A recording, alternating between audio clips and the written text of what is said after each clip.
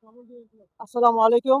আমরা ঈদুল আজহার ৩য় দিনে আমরা ঘোরাঘুরি করতে আসছি এই টেকনাফ জিরো পয়েন্টে। এখানে আসার সময় আমরা আমাদের বন্ধু মামুন ভাই আছে সাথে, তারপরে গিয়ে ইদ্রিস ভাই, তারপরে আমাদের সুরন ভাই, তারপরে গিয়ে আমাদের আর আর ২টা বন্ধু পিছন আছে, বন্ধুও হয় বান্ধবীও হয়। ওনারা ছোটকাল থেকে সাফরাং উচ্চ বিদ্যালয়ের ছাত্র। ওরা একই ক্লাসের লেখাপড়া করতো আর কি। তারা আজকে ঘুরতে যাচ্ছে ওইখানে, তারাই মিট হয়ে গেছে সাথে সাথে। দুজন বান্ধবী, দুজন বন্ধু, তারা এখন জামাই আর ওয়াইফ। তো এখন শুনুন ভাই, আপনারা তো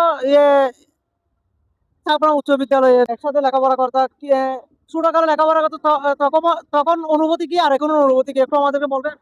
আসলে বলতে গেলে আমরা যখন ক্লাস 6 থেকে আমরা মূলত একসাথে ইদিরিস, আমি, আমার ওয়াইফ আর বান্ধবী একসাথে আমরা 7 জনে একসাথে ছিলাম, একই বেঁচে ছিলাম। তো বলতে গেলে বেসিক্যালি ওই লাইফটার সাথে এই লাইফটা এক না। তারপরও ঈদের ভাগাভাগিতে ঈদের খুশির ভাগাভাগি করতে গিয়ে দেখা যাচ্ছে যে আলহামদুলিল্লাহ ভালো লাগতেছে, সবাই একসাথে আইসা আড্ডা দিচ্ছি সাবরাং জিরো পয়েন্টে। আর আপনারা যারা এখনো আসেন নাই, তারা সবাই সাবরাং জিরো পয়েন্ট ভিজিট করেন এবং চলে আসেন, দেখেন ঈদের খুশি হচ্ছে সবাই মিলে আনন্দ করা। হ্যাঁ, হ্যাঁ, হ্যাঁ। আমরা এক হতে পেরেছি। আপনারা এখন যারা দূরে থাকেন সবাইকে ডেকে আনেন, এটাই হচ্ছে আমাদের এই মেসেজ। আমাদের ছোটন ভাই খুব ভালো একটা পরামর্শ দিয়েছে আমাদেরকে। আমরা এখন চলে যাচ্ছি আমাদের বন্ধু ইদ্রিসের কাছে। ইদ্রিস, এই আপনারা খুব ছোটকালে থেকে বন্ধু, ছোটকালে থেকে ক্লাসমেট, ছোটকালে থেকে পরিচয়, ওইটা নিয়ে আর এখনের নিয়ে আপনার অনুভূতিটা কি আমাদের একটু বলবেন? আসলে দেখেন, এই পরিস্থিতিতে আসলে কারোর সাথে দেখাও হয় না। বাট আমাদের ক্লাসমেট জগতের মধ্যে সবচাইতে বেশি বলা যায় না হচ্ছে স্কুল জীবন লাইফের যারা বন্ধু বান্ধব থাকে তাদের। ঠিক এই বয়সে এসে তাদেরকেও সঙ্গ করে ঘুরতে পাওয়াটা হচ্ছে এক ধরনের অনুভূতি, যাও আরো সমুদ্রের মাঝে। হ্যাঁ। তো বলতে গেলে ঘোরাটাই হচ্ছে যেমন অসাধারণ, তার পাশাপাশি যদি স্কুল জীবনের বন্ধুরা থাকে আরো অসাধারণ হয়ে যায়। ধন্যবাদ আপনাকে। আচ্ছা, ইদ্রিস ভাই আমাদেরকে ভালো পরামর্শ দিয়েছে। এ এ নিয়ে আমি ছোটন ভাইকে একটা ইয়ে করব। ছোটন ভাই বিয়ে করেছে আমাদের বান্ধবী সুপাইরাকে, ওরা দুজনেই ক্লাসমেট। আর একটা আমি ছোটন ভাইয়ের কাছে জানতে চাইবো, ক্লাসমেট বান্ধবী হিসাবে বিয়ে করে আপনার অনুভূতিটা কি? আসলে বলতে গেলে আমি যখন রিলেশনে যাই তখন বিয়ে করার বা এ ধরনের কোনো পরিকল্পনাই ছিল না।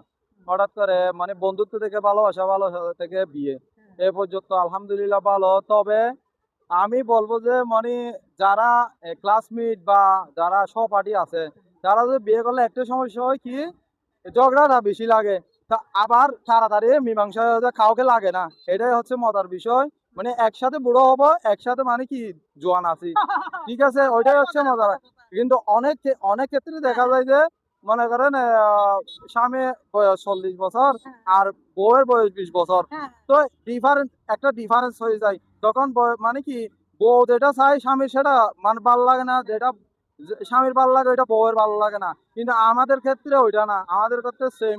কারণ সমবয়সী, যে আমার যে জিনিসটা এখন ভালো লাগতেছে আমার ওয়াইফেরও সেই সেম জিনিসটা ভালো লাগতেছে। পরামর্শ পেয়েছি। এখন বিষয়টা হচ্ছে, ওরা 4জনই ক্লাসমেট, ওরা 4জনের স্বপ্ন। এখন তারা ছোট থেকে ছোট পায়ে চলতে চলতে, ছোট ছোট পায়ে হাঁটতে হাঁটতে তারা দুজনে এখন তারা আরেকটা ছোট ছোট এখানে আমাদেরকে উপহার দিয়েছেন। দেখেন, এটা এটা বান্ধবী ফাতেমার, আর এই দুজনে এটা বান্ধবী আক্তারেরও হতেও পারে। তারপর এটা এই জন্য ওরা বন্ধু বান্ধবীর মধ্যে মিলে আর কি। এখন ওরা আমাদেরকে একটা ছোট ছোট একটা বাচ্চা আমাদেরকে উপহার দিয়েছেন।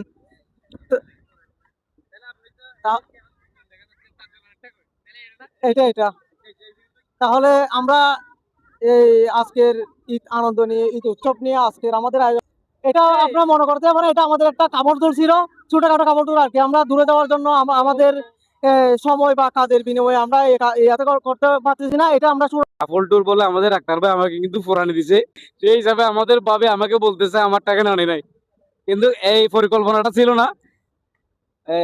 এই ডাক্তার ভাই কিন্তু হঠাৎ করে এটা করে ফেলছে, আর এই পরিকল্পনাটা না থাকার কারণে মামুর ভাই টেয়া আনে নাই, আমার টেয়া আনে নাই, ভাই তো কি সিঙ্গেল ডাক্তার ভাই এই না হারিয়ে গেছে, সরি এই ছিল, এটা হারিয়ে গেছে।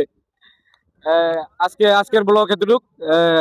সামনের ব্লগ দেখার জন্য আপনাদের আমন্ত্রণ রইল। আসসালামু আলাইকুম।